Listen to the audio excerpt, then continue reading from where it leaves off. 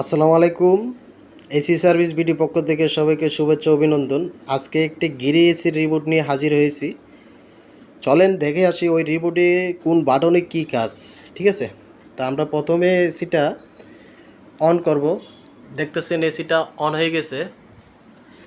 তারপরে হচ্ছে মুটে আপনার 5টা ফাংশন আছে। যেমন এই ফাংশনটা হচ্ছে 1 নাম্বার, কোনো কিছু চলবে না। দ্বিতীয় নম্বর হচ্ছে কুলিংটা হচ্ছে আপনার কুল হবে, এসি ঠান্ডা হবে।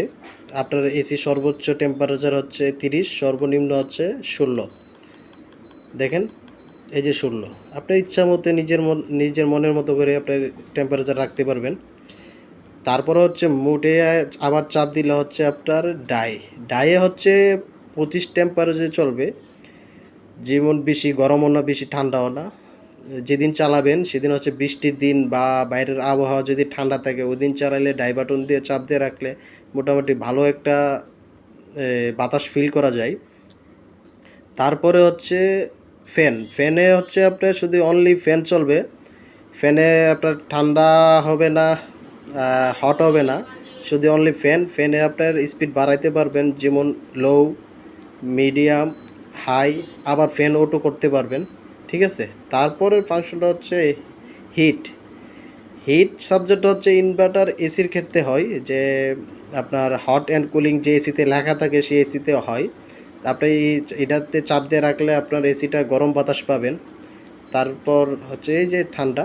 ঠিক আছে, তারপর হচ্ছে আপনার ফ্যান। যেমন ফ্যান এখন লেখা আছে O2 ফ্যান। আপনি O2 ফ্যানটাতে আপনার লো, মিডিয়াম, হাই করতে পারবেন, আবার চাপ দিলে O2 হবে।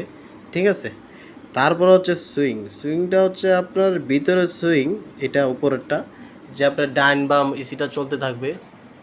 তারপরে হচ্ছে আপ ডাউনের সুইং হচ্ছে এটা, যে আপনার এটা চাপ দিলে যেমন এই যে সুইংটা আপ ডাউন করতেছে,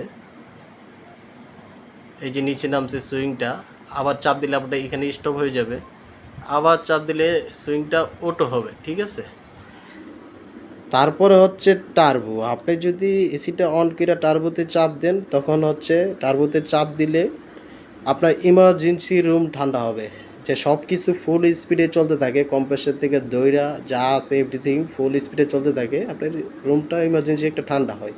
ঠিক আছে, এটা হচ্ছে টেম্পারেচার বাড়ানো কমানো, এটাতে বাড়াইতে পারবেন কমাইতে পারবেন। এটা হচ্ছে এটা স্লিপে হচ্ছে আপনার ফ্যান এবং ডাই ফাংশনটা অটোমেটিকভাবে চলতে থাকবে স্লিপ ফাংশনে চাপ দিলে।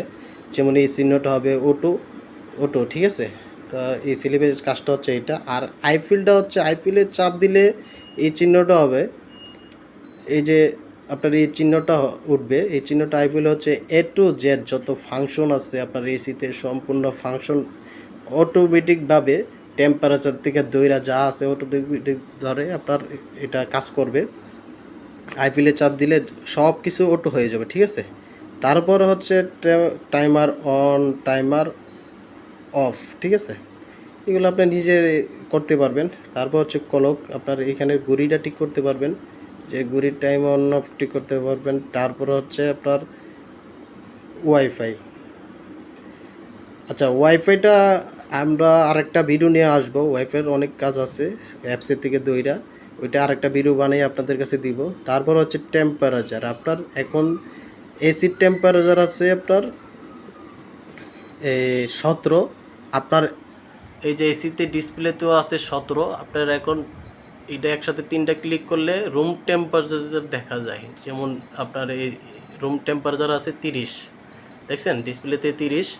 আর এখানে আপনার 3টা ক্লিক করলে বা একটা ক্লিক করলে 3 সেকেন্ড পরে এই জিনিসটা পাওয়া যায়। তারপর হচ্ছে লাইটটা হচ্ছে লাইট অনেকে অফ অন করা যায়, যেমন এই যে অফ অন, আবার চাপ দিলে অফ হয়ে যাবে, আবার অন করতে পারবে। এটা অনেক দেওয়ার কারণ হচ্ছে অনেকে এই লাইটের জন্য রাতে ঘুমাইতে পারে না।